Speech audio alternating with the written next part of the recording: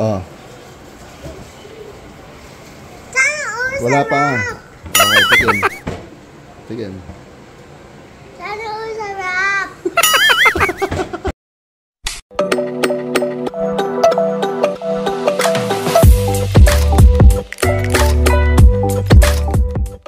Good morning. Welcome to Naglasang Pinoy. Ngayong umaga magluluto tayo ng Bicol Express pero crispy. Kailangan natin ng sili, sibuyas, bawang, paminta, at saka syempre ng bagoong. Okay? Nagka na. Proceed na tayo.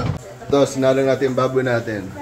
Napainitan natin. Gawin natin crispy Bicol Express ang gagawin natin mga kababayan. Welcome to Naglasang Pinoy. Habang nakasalang ang baboy, hiwain muna natin ang mga sangkap.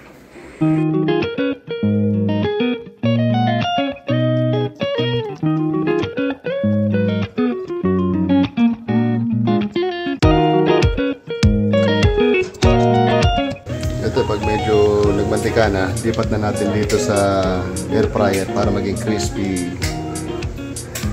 Para matay-matay lang, hindi pa kami nagbabayad ng kuryente.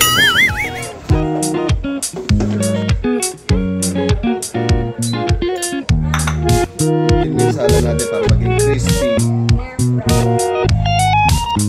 Habang nakasalang sa air fryer ang ating pork, ito hiwain natin ating siling berde. Nang mabilis, nang ganito kabilis.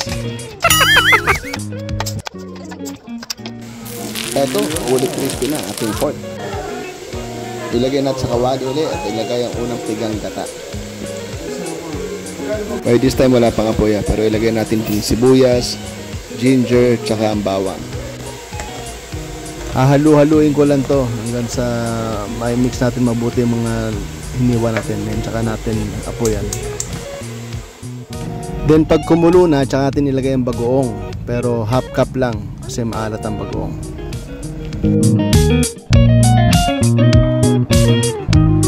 Siyempre, imekos-mekos na yan. After mo imekos-mekos, pag kumulo na yan, nilagay ko na yung kakanggata. Then siyempre, hinaan natin yung konting apoy. Yung consistency ng sauce is depende sa inyo. Kung paano, kung gusto nyo i-drain, di pakuluan nyo, pakuluan. Kung di naman, okay na yan. Ilagay nyo na, siyempre, ang siling berde. And then, ayan na. Pwede na i-serve. Titikman na nila. Go, kuya. Tikman mo na. Ang sarap ng Bicol Express ng daddy. Sana all. Sarap? Sana all. You.